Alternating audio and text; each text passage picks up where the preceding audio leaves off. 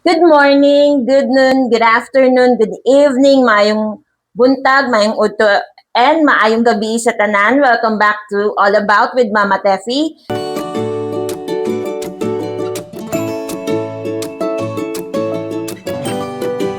So, for today, ang gagawin natin magluluto tayo ng kare-kare. Oh, disclaimer ha, na naman, sabi ko sa inyo, hindi ako magaling magluto. Gaya-gaya lang ako sa nakikita ko sa YouTube. So, pag gusto ko ng ibang ulam naman, magsisearch ako ng recipe sa YouTube. Yung pinakamadaling recipe lang. So, for today, ito yung mga ingredients na gagamitin natin. So, ito yung mga sangkap na gagamitin natin. Sibuyas, bawang, talong, yung sitaw, hinalo ko na dyan yung tangkay no, pechay, and then bumili ako ng peanut butter, pandagdag ko mamaya, saka mamasitas na kare-kare mix, yan, dalawa, para pag nabitin ako, dadagdagan ko na lang, and then yung bagoong namin ganito lang, o diba, yan. Tapos, syempre, yung pork. So, ano lang to, kasim siya, tapos pina-adobo cut ko lang. Ito kasi yung available sa aking ref. Kaya ito na gagamitin ko. Pero pwede kayong gumamit ng pang, ano talaga, kare-kare. Diba? Tapos, ito, nilagyan ko na siya ng salt saka pepper kasi ipa-fry ko muna siya. So, sobrang simple recipe lang siya ng kare-kare. Hindi to yung pangmalakasang kare-kare na panghandaan. Panglutong bahay lang to. As in, pang ulam lang namin. Okay?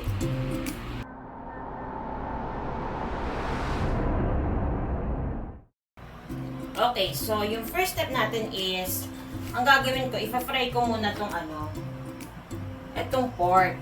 So, nasabi ko na nga kanina na ano lang to, ito yung available sa ref ko. Pero syempre, gamit kayo ng mga pang kare-kare talaga. Pero gusto ko kasi, kung ano lang nasa ref ko, yung lulutuin ko. Pang ulam lang din naman namin ni Junakis. Diba? So, yan. Ito lulutuin ko hanggang kinabukasan na namin to. Kasi nung una ako nagluto nito, nabitin kami yung natirang ulam pang kinabukasan. Nag-agawan pa kami mag-ina. Kasi nga, nagustuhan niya yung kare-kare na niluto ko. Fry lang natin. Kasi mag-golden brown.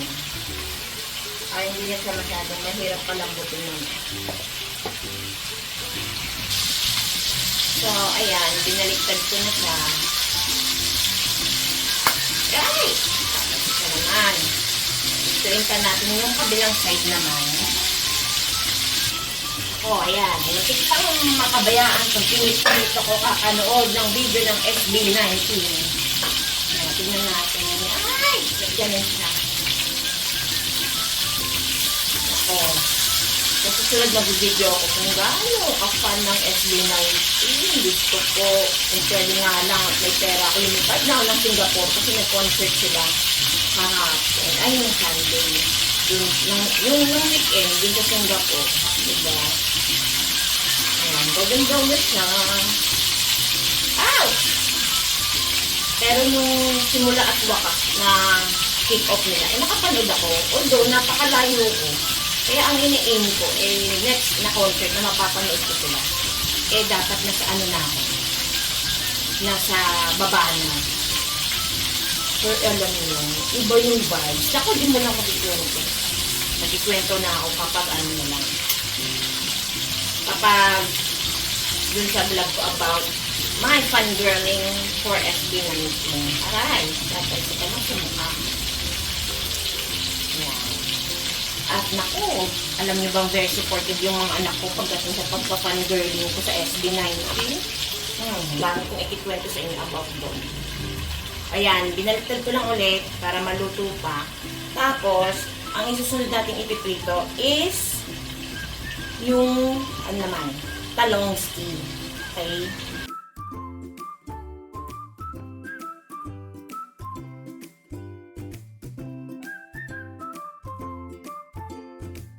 Then, let's put the last batch. O, diba? Dalawa lang kami kakain. Pero, hanggang bukas na yan.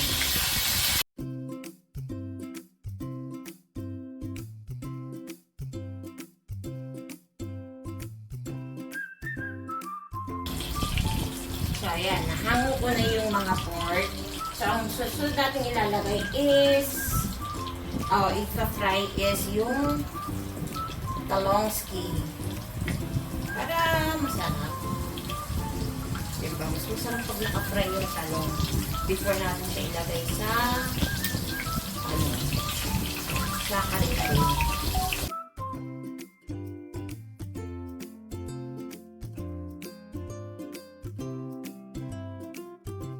Since nag-request ulit si sir, at nagustuhan niya yung kare-kare mo, luto ulit tayo. Pero nag-success yung kare-kare ko sa kanya. Ay maarte pa na sa food to. Okay, so wait lang din natin siyang ma-fry. Takpan mo lang ulit para mabilis siyang maluto. Okay, yan. Very mabilis lang maluto si talongski. Balik sa rin na natin.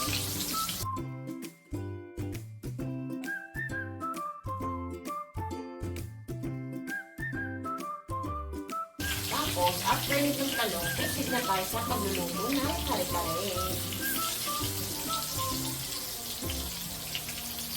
Sarap ng buhay ni sir. Wala siyang pang ilang araw na sunod-sunod. Holiday. Tapos, nag-announce na walang pasok today. Kasi masama daw panahon. Pero namang ulan, di ba? Pero okay na rin yan. Tipid sa baon. Okay, so, lutuin lang natin ulit yan. And then, pag naluto na lahat ng talong, proceed na tayo sa paggawa ng kare-kare. Here is my bossing. Say hi, bossing. Dali na. Naghihintay na lang yan ng uula, ng kakainin niya. Oh. Hi, Matcha! Okay. Hanguin na muna natin ito. Tapos lalagyan natin yung sunod na batch ng mga talong. Itong ginamihan ko na kasi nabitin talaga kami ng una. Yung talong ko nun as isang piraso. Tapos mali pa yung pagkahiwa ko. So, ayan. Talagang ginamihan ko na para walang agawan sa mga tira-tira. Okay, okay.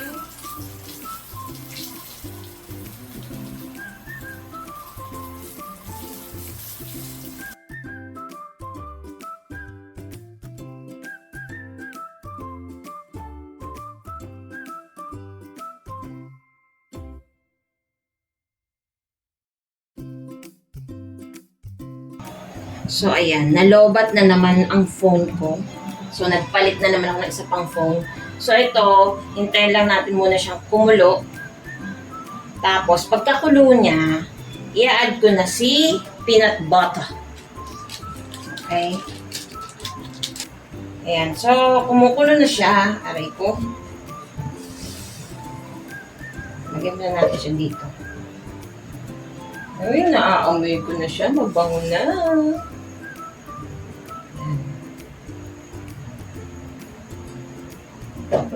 Lagay natin si peanut butter. Yan. So, ito yung peanut butter na nabili ko. Nalagay ko na siya para masarap na masarap siya. Pang support sa lasa, di ba? Pero alam ko yung mga nabibili ka sa palengke na peanut butter. Katulad ito yung tinatakal. Ano to eh? Matabang. Hindi katulad yung mga pampalaman na matatamis na.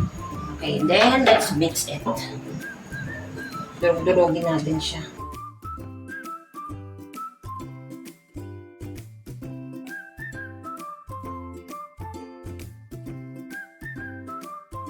Mas gusto ko yung may bubuong naiiwan na peanut butter kasi parang basta nasasarapan lang ako. Diba? Siyempre, di ba, ang kare-kare. Mas masarap talaga kung yung bagoong mo, di ba, napakasarap din ng pagkaluto. Gusto ko yung bagoong na maalat-alat na matamis-tamis. Yung ganun. Bagay na bagay talaga siya sa kare-kare. As in. Yung asawa ng pinsang ko, ay naku, napakasarap magluto nun ng bagoong na pang kare-kare. As in, bagoong pa lang ulam na. Shout out sa pinsan ko, si Karen, and yung husband niyang si Paul na napakasarap magluto. Alam ba itong si Sir Jadrian, ang basihan niya ng kare-kare ay yung luto ng Tito Paul niya. Parating kunyari pag may natikman siyang kare-kare, mas masarap pa rin yung kay Tito Paul. Ganon parati siya. So, kaya natuwa ako na nagustuhan niya yung luto ko ng kare-kare. Kasi nga, pagdating sa kare-kare, napaka-mapili niya. Yan. So, after niyan, lalagay natin yung karne natin. Tapos, yan. Siyempre, pakuluin lang natin siya ulit para medyo lumambot-lambot pa siya. Even though frinay na natin siya. Diba? Yan. There you go.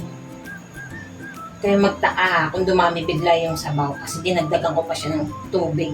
Kasi nga, mahilig kami sa sabaw. Kung nanonood kayo ng mga vlogs ko, nagluluto ako, talagang kailangan umaapaw yung sabaw kasi nga, mahilig kami sa sabaw. Ayoko ng dry na kanin, as in. So, wait lang natin siya kumulo. Then, lalagyan na natin yung mga gulay. Okay, kumukulo na siya.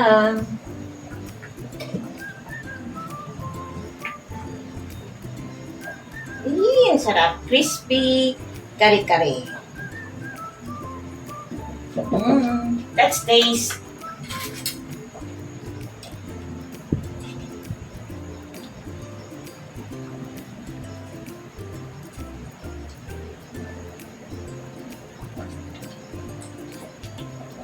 Sarap. Ang sarap, Jade.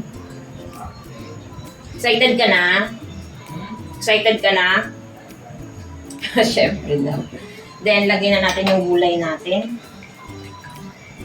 Yung, ano ba to? Sitaw, saka yung stalk, yung stem ng nung pechay. Eee! Diyos ko po, di na talaga ako nakapag-diet. Yan. Palambutin lang natin sila. Yan. Tapos, mamaya add na natin yung talong saka yung dahon ng pechay. So, tapos ay, kainan na. Grabe, lasang-lasa yung peanut niya. As in, ang sarap. Ang tagal mong lumambot na makalafang na. Excited na akong kumain. So, ilalagay ko na yung talongski.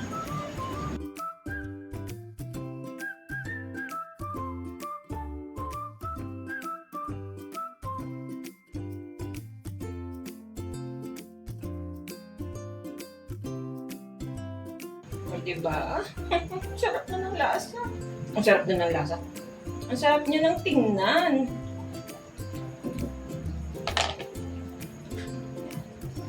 Diba? Para sure na malambot talaga yung sitaw. Okay, ayan na. Okay, so luto na yung ating sitaw at yung lagay na natin yung dahon.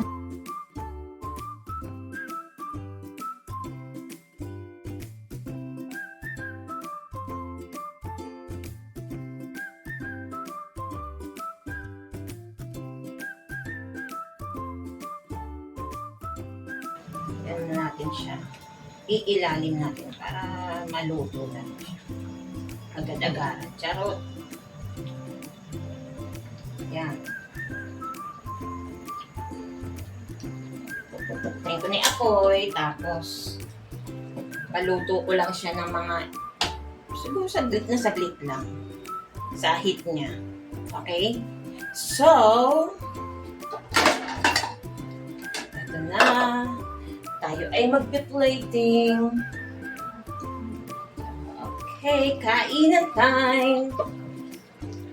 Ay, ang sarap.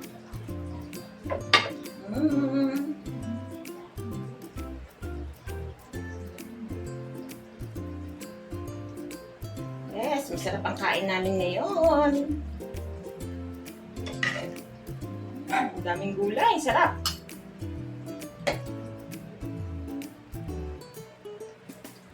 O, diba? Walang agawan.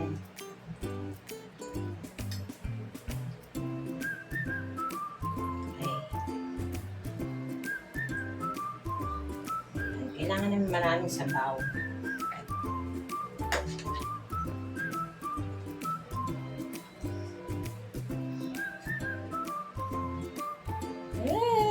Look, so delicious. So, thank you for watching the video, mga ka-moms, mga ka-besh, mga ka-sweets. So, if you like this video, please like and share and also subscribe to our channel. Thank you so much. See you on the next upload.